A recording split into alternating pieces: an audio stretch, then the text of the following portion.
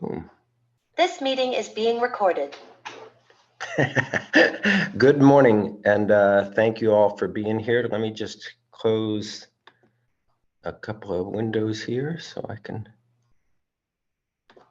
Okay. All right. This is session number 2. Last week, we talked through the opening words except for number 4. And this week, we're going to start into the study guide, and that'll probably be true next week as well. And then the week after that, we'll be starting into the book directly. So this is really some preliminary information, just trying to set the stage. So the one that we didn't do last week was number 4.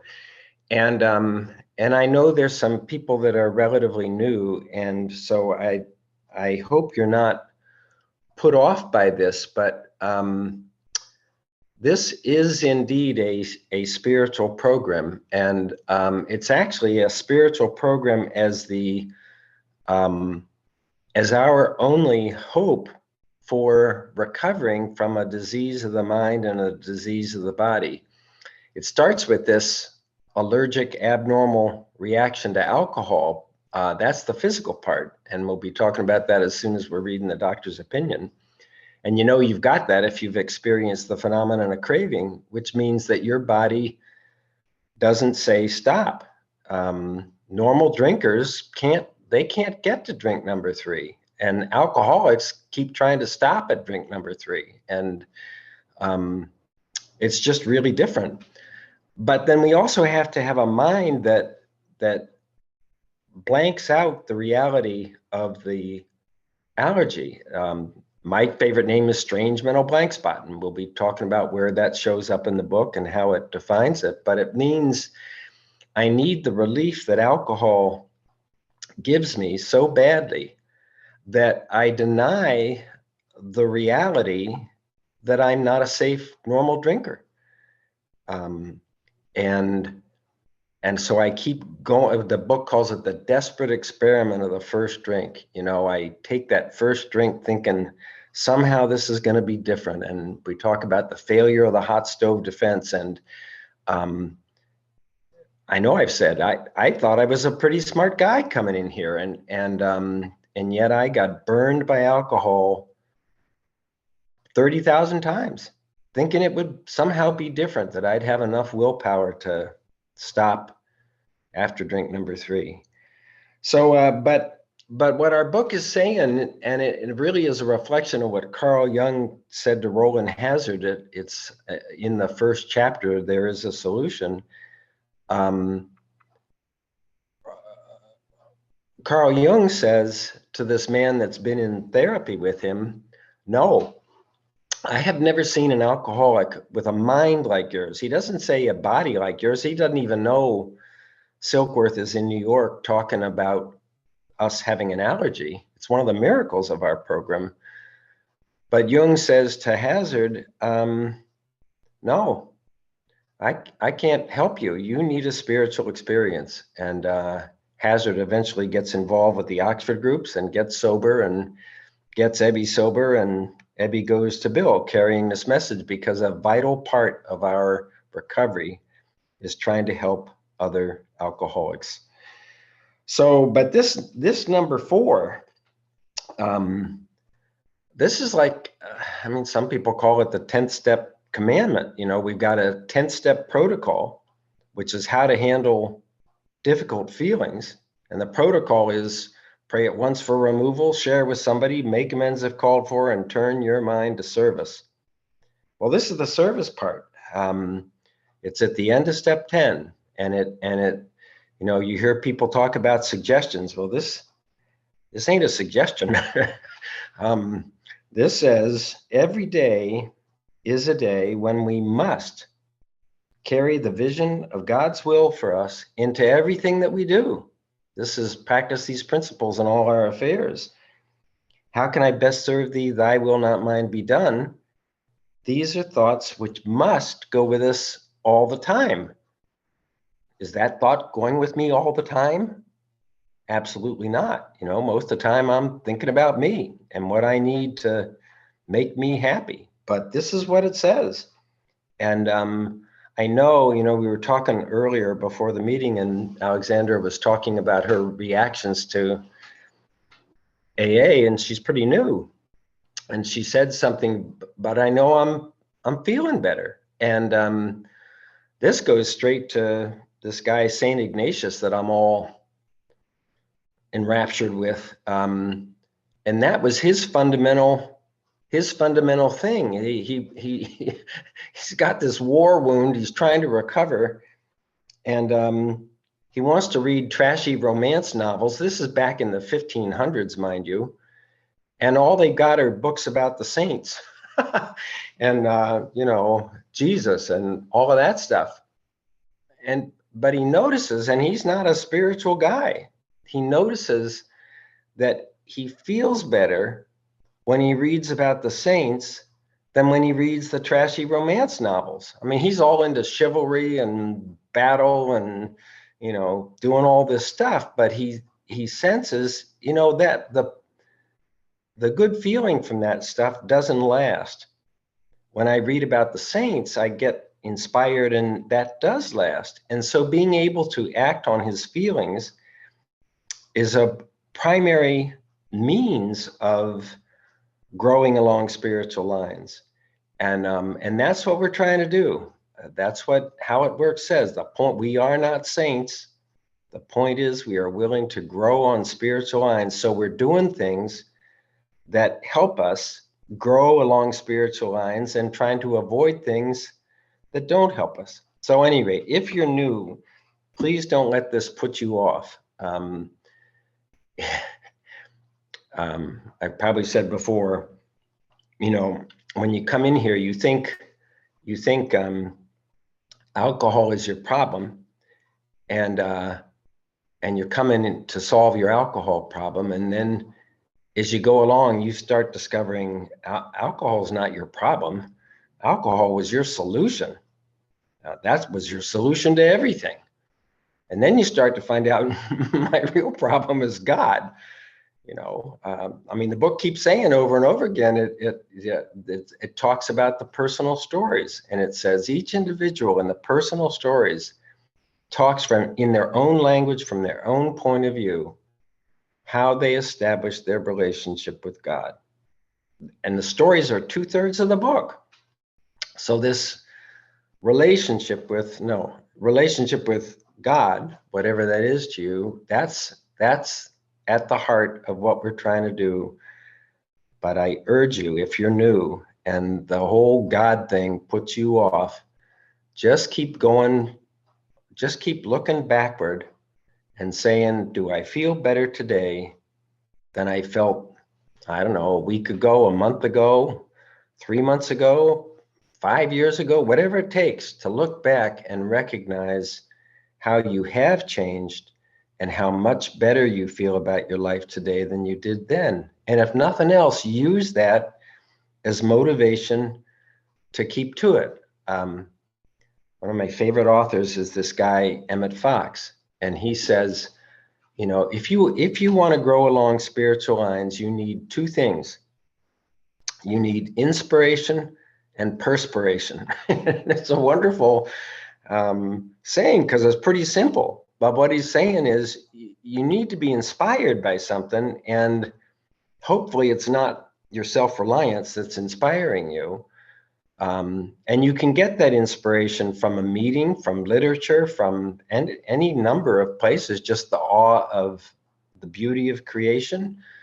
But then you need to do some work. You need perspiration. And that's why so often in here, one of the first things that we try to do with newcomers is to get you to establish a drill, a daily schedule, doing the 5 things that people talk about, praying, whether you believe in prayer and believe in God or not, doesn't actually matter.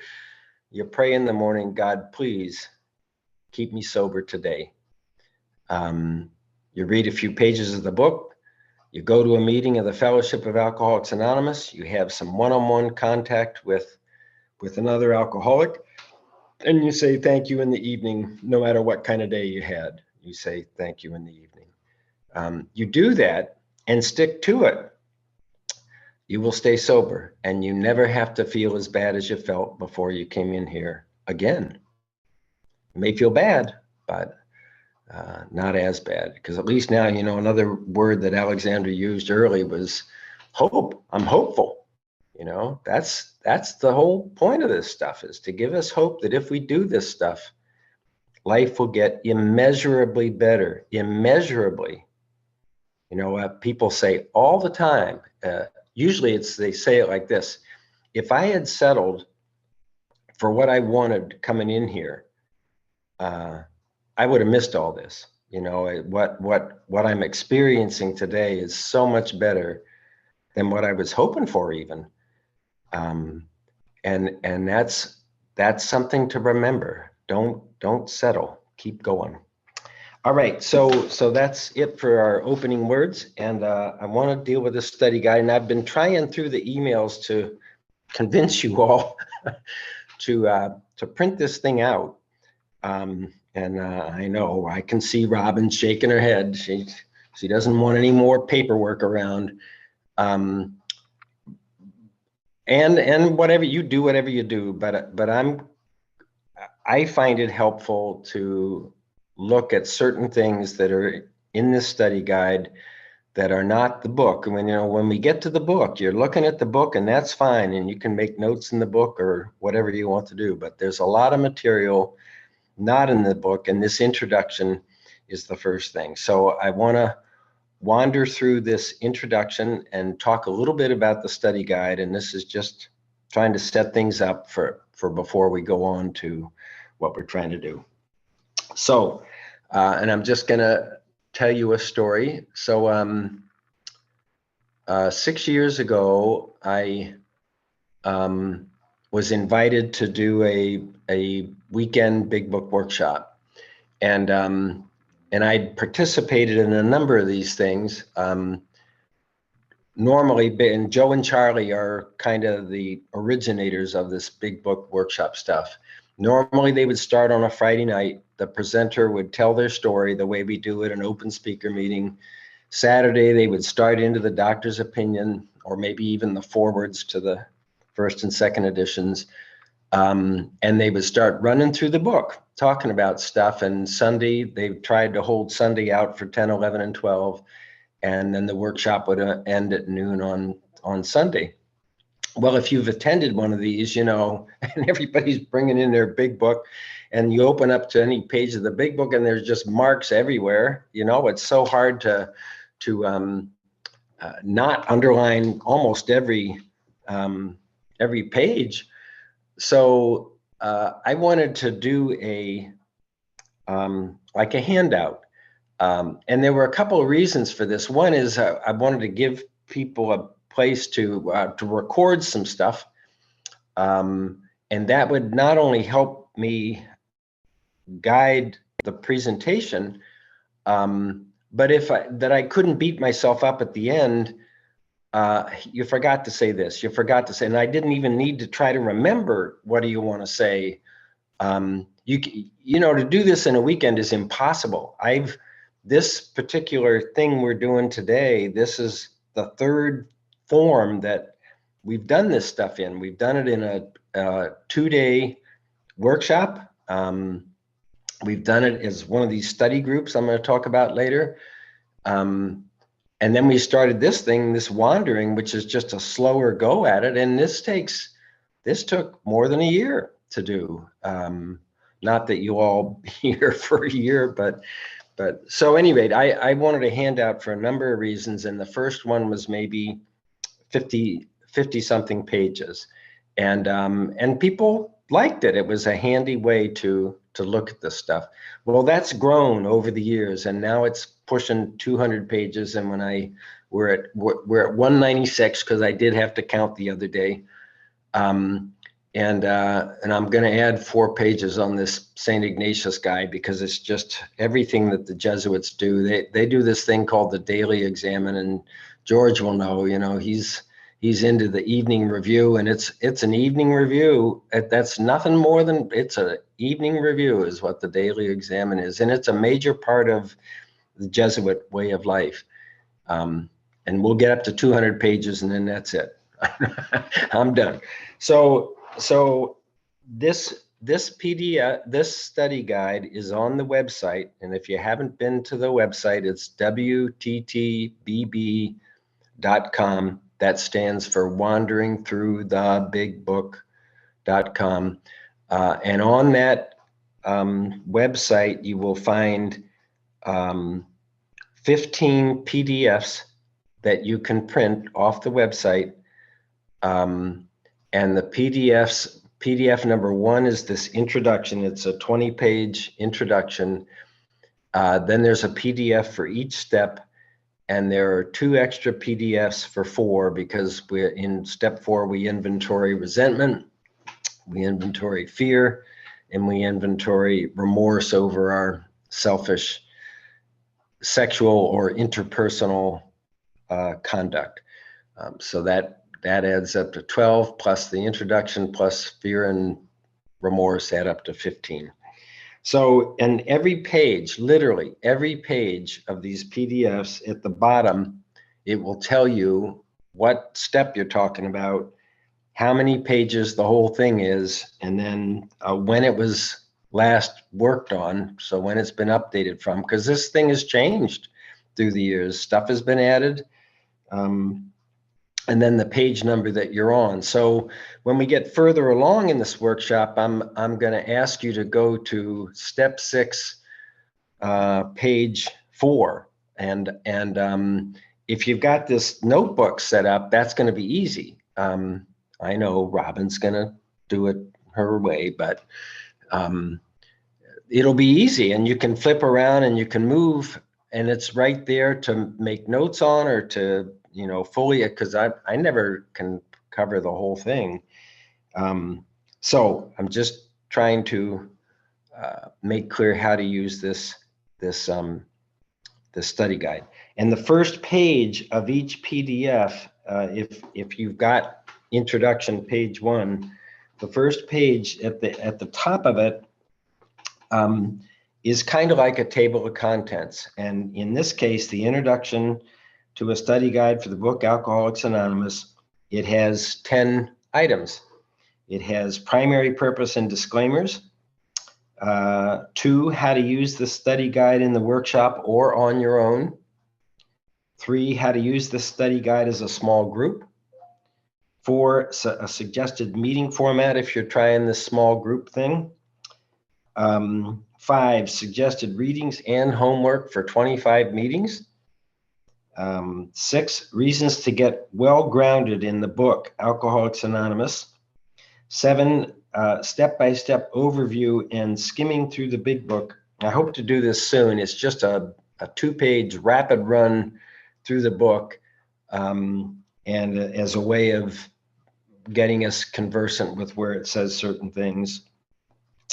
Number 8, 3rd edition table of contents. That's there because it's got a circle and triangle that was taken out later on, and there's an important lesson in understanding the circle and the triangle and how it can contribute to a balanced program, because the 3 sides of the triangle are unity, recovery, and service, and it's all inside of a circle, and each one of those represents a part of our program.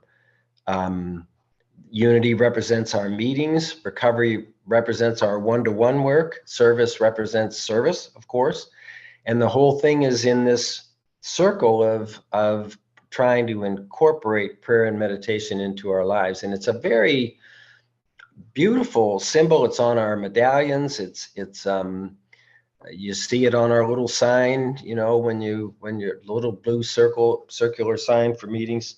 So at any rate, there's that. Then number 9, teaching of the triangle, alcoholism's physical, mental, and spiritual aspects. And then finally, 10, homework for meetings number 1 and number 2. So we're going to talk a little bit about some of these things as a way of, again, just setting the stage for diving into the book. And one difference between this introduction and as soon as you get to step 1, when you get to step 1, there's going to be a number on the left-hand column, and that number represents the page number that we're talking about. So you can always go back and forth between the study guide and the big book, or if you're on the big book, you could find your way through the study guide and find what page that where it makes a comment or asks a question about some part of the big book. All right, so I'm still looking at Introduction to the Study Guide, page 1, and just emphasizing again, we did this last week, that my primary purpose is trying to dig in to look at this book as deeply as we can in order to help you in your own recovery, to increase your confidence that you know how to pass this on to another simply by reading the book together, simply by starting at the beginning. You know, if somebody asks for your help, whether it's temporary sponsor or even just because they're new, you know, I'm hoping that you'll be able to say, yes, ma'am, yes, sir, and I know just what to do. You know, you and me need an hour a week, and we're simply going to read the damn book. We're gonna start on, well, it's not page 1 because you back up to the doctor's opinion, and we're going to read this book together. And then if they decide they do want to proceed, when they get to step 3, do want to proceed with 4 through 9, you just follow the directions in the book. It's as George would say, the original recipe for how to get and stay sober. And so that's the second part. And then the third is to hopefully enable you to be an effective steward of the fellowship of Alcoholics Anonymous.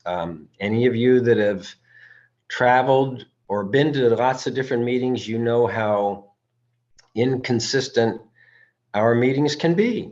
And some meetings are just plain more effective than others in terms of what you feel like you're getting out of it or bringing to it, because it certainly goes both ways. And this man, Clancy, I think he's still alive. He's a internationally known member of our fellowship, does a lot of public speaking. And he says that in his worldwide travels, he finds pockets of enthusiasm. That's the word he uses, Amy. Pockets of enthusiasm for Alcoholics Anonymous. And he says right after that, wherever he finds pockets of enthusiasm, he finds good sponsorship.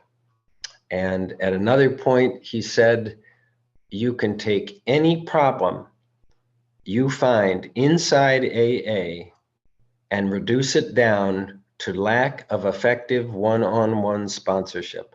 That's quite a statement for a long-time person, especially when the book doesn't really talk about sponsorship specifically. I mean, of course it does in terms of helping others and trying to carry the message and all of that stuff, but you know, it's not a manual for how to be a good sponsor. And that's a significant statement, you know, that every problem can be reduced. And usually it's that the person that may be acting in an inappropriate way doesn't have a sponsor, or the person they call their sponsor doesn't know that they're their sponsor, or they're not meeting regularly, or whatever it is. So the primary purpose of this whole thing is trying to talk about how to use this book to deepen and strengthen your own recovery, to help you pass this thing on to another, and to help you become an effective, devoted member of the Fellowship of Alcoholics Anonymous.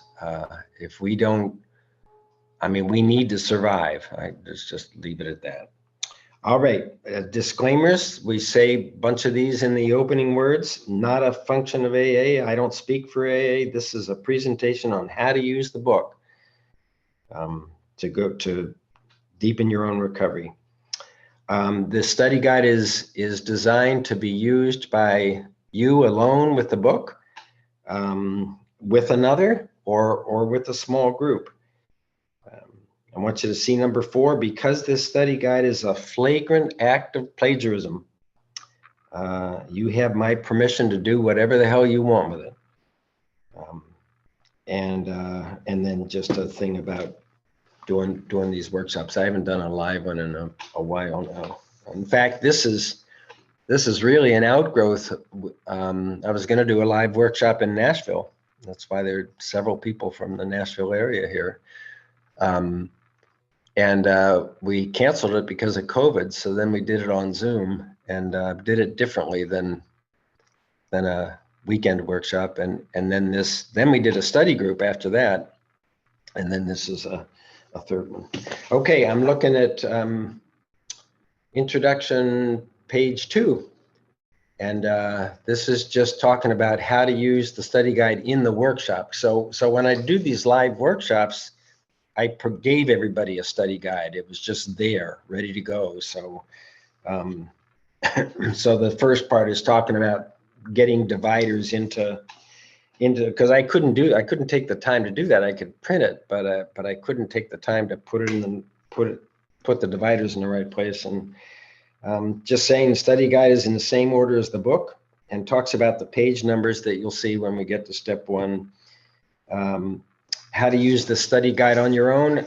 I'm currently going through, well, Robin and I are doing the spiritual exercises from one author, but I'm also going through them with a book by another author about St. Ignatius and the spiritual exercises. And it just floors me how I'm to read a scriptural passage and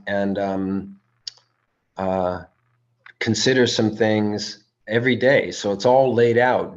Week 1, day 1, day 2, day 3, up to day 7, and then week 2, day 1, so on and so forth. And it just blows my mind how doing this regularly, I'm looking back and seeing significant changes in terms of how I feel about my life. One of my things is deepest fear is feeling useless or wasting time. And our book says somewhere, just to the extent that you harbor resentment, you're squandering hours that might have been worthwhile. That just makes me cringe. It's like, oh, I don't want to do that. I don't want to do, and yet, when I'm powerless over resentment, which I am, I mean, I can't not. When I'm resentful, I can't not be resentful. I have to go through the pray for removal, share with somebody, make amends if called for, turn the mind. I mean, whatever. So let me not get off track. What was I? I don't know. I'm just finding that doing this stuff on a regular basis is changing the way I'm feeling about my life. And I don't feel, I know what I was trying to say. I feel like Fred's a guy in the chapter 3, more about alcoholism, 4 stories. First, there's a man of 30. Then there's Jim, the car salesman. Then there's the jaywalker. And finally, there's Fred. And Fred says, after being exposed to Alcoholics Anonymous, making a major slip, back in the hospital, he says, I have since been brought into a way of living infinitely more satisfying and I hope more useful than the life I lived before. And he says something about how his old life wasn't bad. That's true for me. My life's always been pretty good outwardly. I've always felt horrible inwardly. And I had the drink just to soften the pain, but I feel fortunate in that I didn't get into particularly the physical trouble that a lot of us get into. But my life is so totally different today, and only because of what this program offers, if I will apply myself. So at any rate, I don't know what I was trying to say. Okay, so you can use the study guide on your own. Then there's this thing about using it in a small group, and we've done a couple of those. I know Robin was part of one. We did it around this table in this office that I'm in, and usually it's just like these things. They start off big, you know, a lot of we had, I don't know, 15, 16, 17 people. And the further you go along, the more people fall away. You start with 15 and end up with 7, 8, 9, 10. It's just the way. It's just part of my experience that the human nature does not want me developing a relationship with God. My human nature, my body and my mind want me at its beck and call, trying to make it happy, make it feel good. And it does not want me going to God for my marching orders or something. I don't know.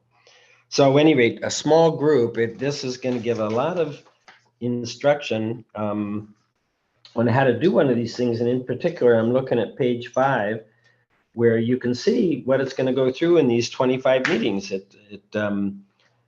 Meeting number 1, what are you hoping to get out of this group study? It's always important to try to acknowledge, you know, what you set an intent at the beginning of one of these things.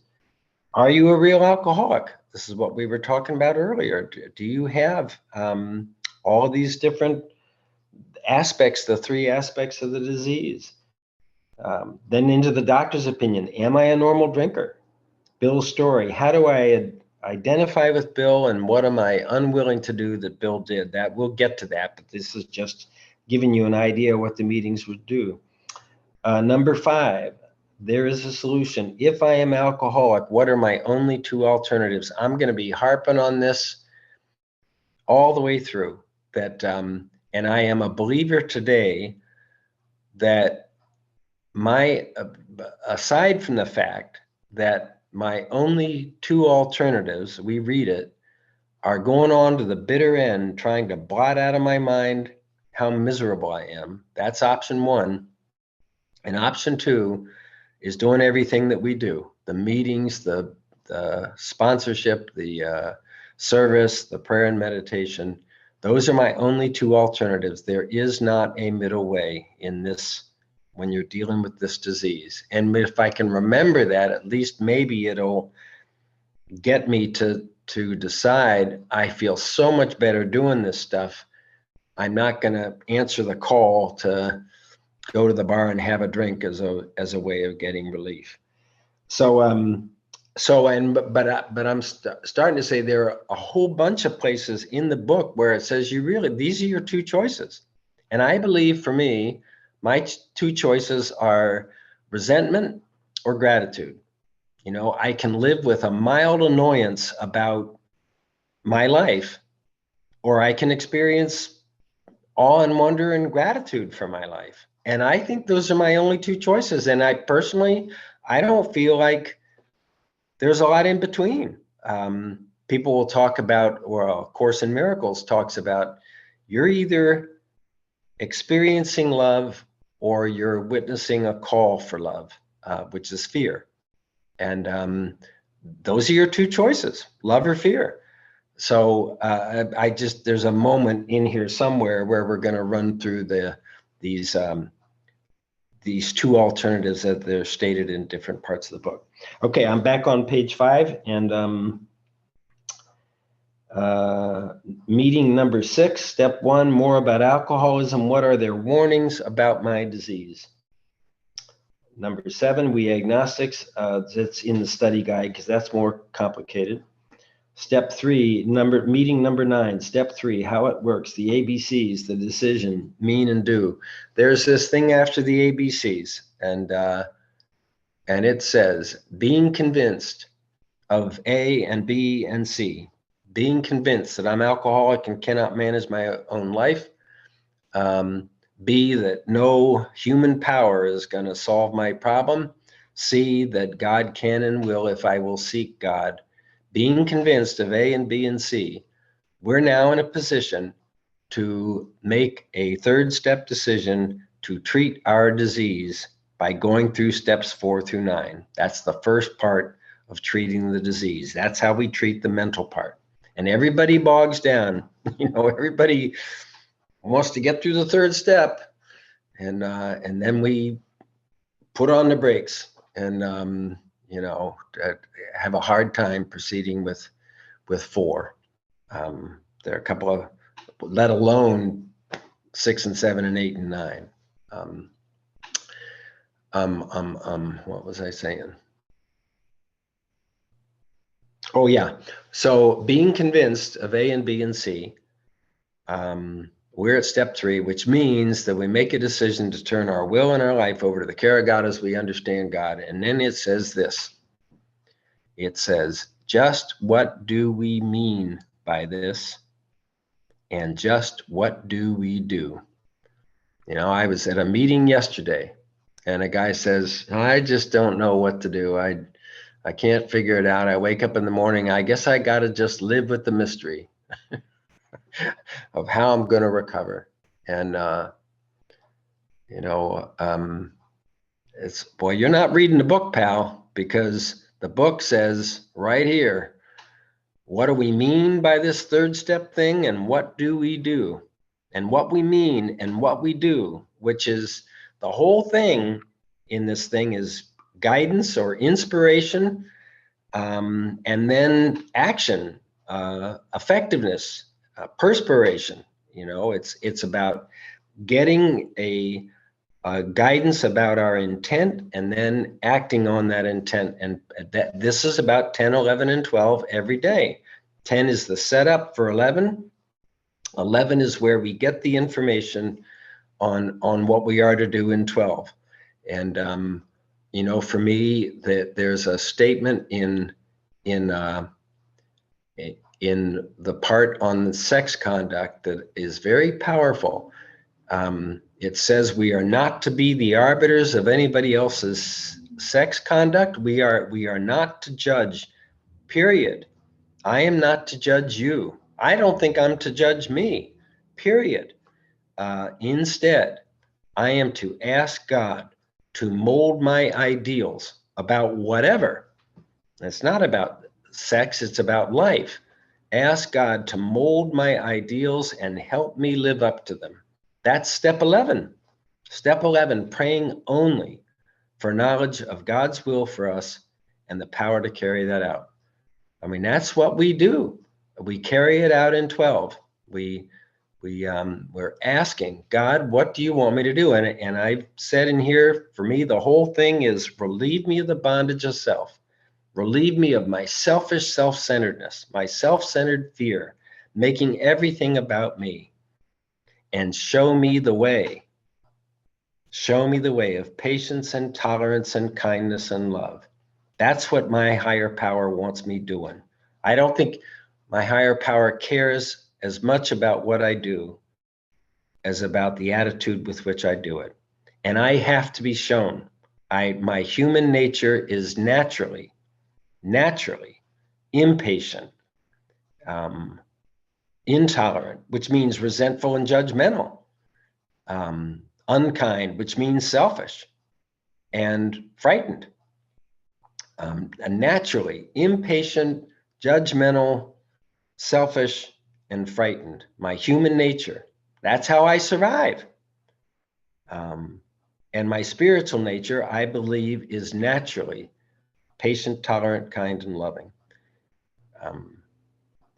But I have to be shown. I have to ask to be shown. And when I do that, and then I act with patience and tolerance and kindness and love, the promise that we read is that I will experience spiritual serenity right smack dab in the middle of whatever human calamity I am suffering through.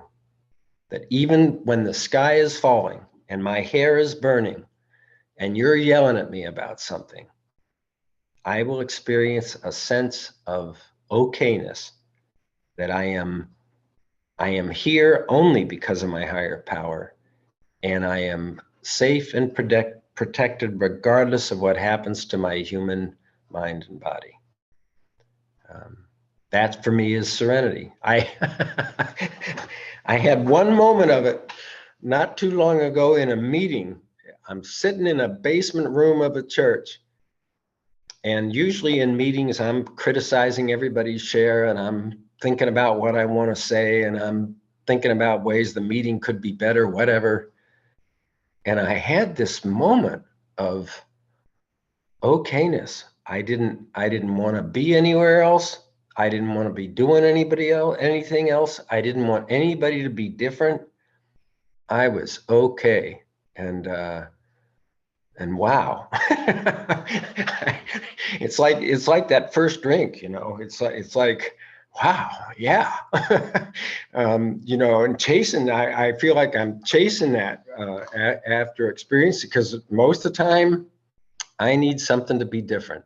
I need something to be different than it is right here and right now. And that ain't serenity when I want things to be different.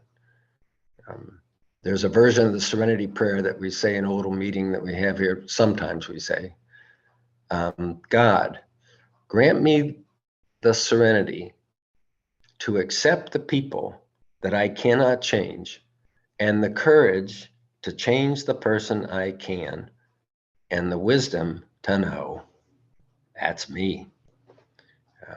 It's anyway. Okay, I gotta get going here. Number 10, step 4, resentment. See study guide for homework. Step 11, fear. Meeting number 11, the failure of my self-reliance and apologizing for God. We'll get to that, but this is an important first step, is recognizing that our self-reliance has failed us. And the book says that's why I fear, because my self-reliance fails me. It's just so, it's been very hard for me to see. Number 12, remorse over selfish sex conduct. Number 13, into action, trusted friend, disclosure, sponsorship. We'll talk about it.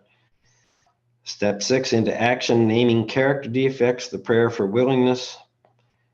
7, the prayer for removal and to be useful.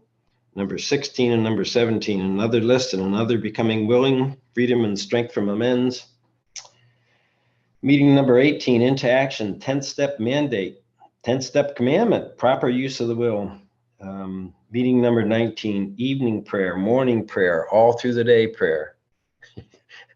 We're praying all the time. If you get to step 11, it's all the damn time, in the morning, in the evening, and all through the day. Meeting number 20, step 11. This is where the printed study guide can be useful. It's got this wonderful 4-page pamphlet, Oxford group pamphlet called How to Listen to God. Number 21, writing a personal prayer for daily use. This is big. It can be big.